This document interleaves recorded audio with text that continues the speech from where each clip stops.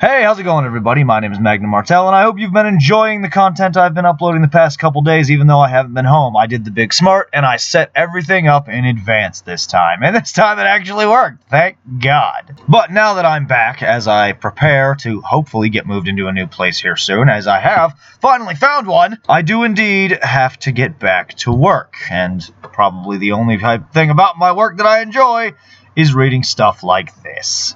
Resident Evil's Netflix show asked reviewers not to mention politics. So here we have, ladies and gentlemen, despite the fact that it comes from PC Gamer, a terrible woke outlet, evidence that Get Woke, Go Broke not only works, even though we already knew that it works, but we have evidence of the showrunners themselves basically begging reviewers not to. Now, I'm not going to lie to you, I'm not too impressed with the look of Infinite Darkness here. I don't know if I'm going to like it. I'm going to give it a try, but we'll see what happens. But let's go see what's going on. From Oval Office meetings to black helicopters coasting over the Middle East, Resident Evil's latest Netflix adaptation is packed, charged with imagery. But please don't suggest that it has any political ideas if you happen to be reviewing it, says Netflix.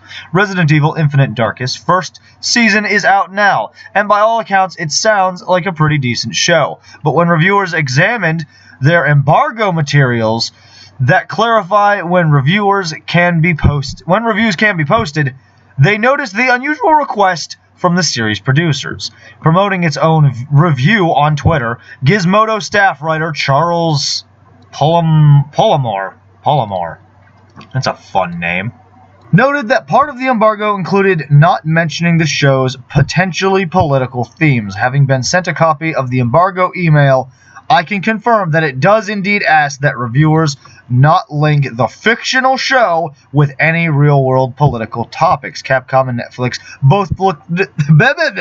both declined requests for comment. Of course, a writer from Gizmodo is mad about it. Why am I not surprised in the slightest? Okay, look, let's get one thing straight right here and now. Nobody has ever said to anyone that they can't talk about political themes or that they can't have political themes. The problem lies when you try to stuff those themes to force an agenda and push the narrative down people's throat.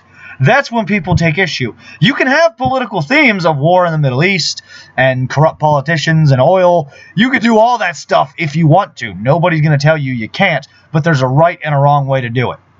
The wrong way to do it would be the propaganda way of just America bad, everyone else good. Or this country bad, everyone else good. Where the right way to do it is, hey, look at this. This is something that actually kind of happens sometimes. There's a tweet here from Charles PM. Oh, it's Charles Plum.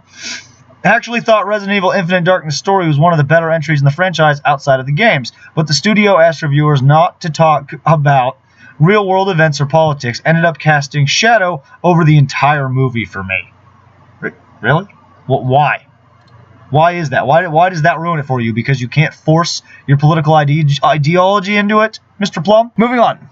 Nevertheless, Pollimore's review does very much cover the political situation of a show that supposedly covers the U.S.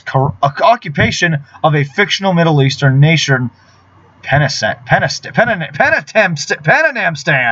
Fucking words. English #1, baby. Alongside more heightened government conspiracies surrounding viral outbreaks. And actually, that's been a thing in the Resident Evil franchise for a very, very long time. The viral outbreaks actually having governmental officials involved, including the whole thing that happened in 6 where, President Adam was going to tell everybody about what really happened in Raccoon City, and Leon was like, no, don't do it. They'll try to kill you for it. And they did, and Leon had to shoot the zombified president. Good scene, actually. Probably the best thing about that game. Bioorganic weapons are a global threat. Start working with the rest of the world.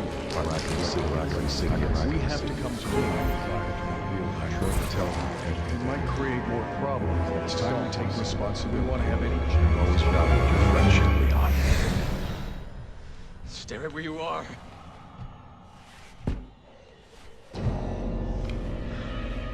Mr. President!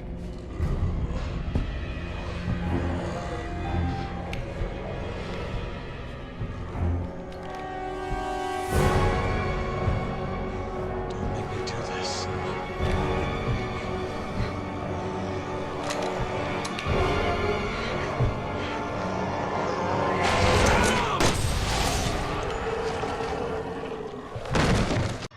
but the game totally ignores it after that. So we have a quote here. What's also likely to feel quite reminiscent of reality is Resident Evil Infinite Darkness' longer story about domestic politics, international relations, and war. Polymore writes, at a time when the world is still in the midst of a global pandemic. No, that shit's been over for months. That's left millions dead. No, it really hasn't. There's not that many that died from the virus itself, actually. The numbers were fudged heavily. We know this for a fact. We've seen the numbers.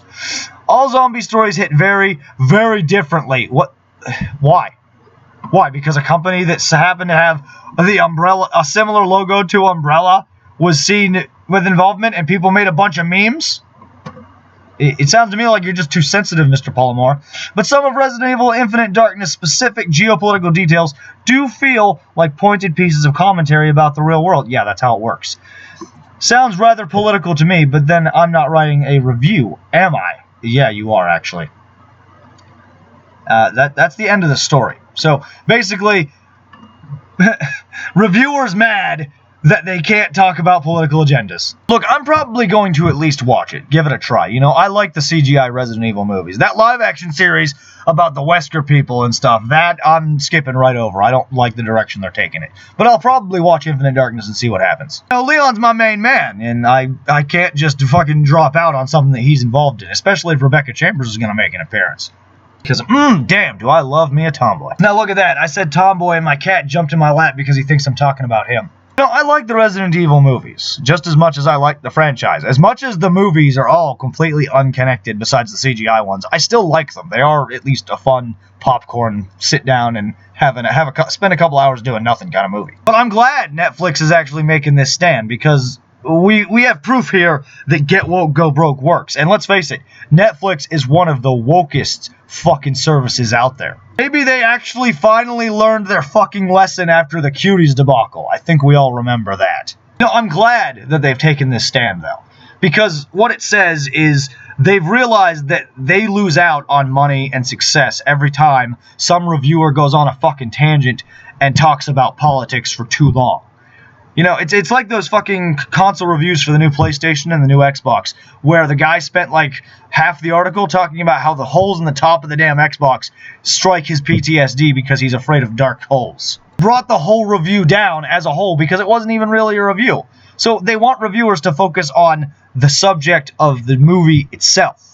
They want them to focus on what happens in the movie and not try to go, oh, well, this is very similar to Black Lives Matter. Or, oh, this is very similar to the war in the Middle East over oil. And, you know, nobody's ever going to say that we can't have political themes. You can't have suggestions. One of my favorite movies of all time is District 9. And its themes, despite the fact that they use aliens in place of people, is entirely political. Still waiting on that fucking sequel, by the way. There's a right way and a wrong way to do it. You can make some references, you can make something have a point, you can even point out a few things and use your content and your stuff to actually point it out, but you don't want some asshole reviewer going, oh, this is just like the war in America today between the left and the right. The main villain is a bigot, and the show does a great job of making bigots look awful because fuck those incels. Props to you, Netflix.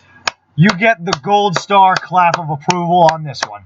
You done good. Now, if you could call me back about my show, Grape Geyser, that'd be great, because it's been like 6 months, and I'm still waiting on that fucking phone call. I know you're ducking me, John.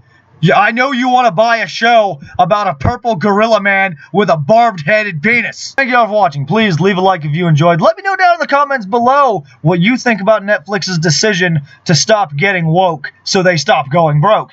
And, of course, your opinion on the CGI Resident Evil movies. And I will see you in the next video.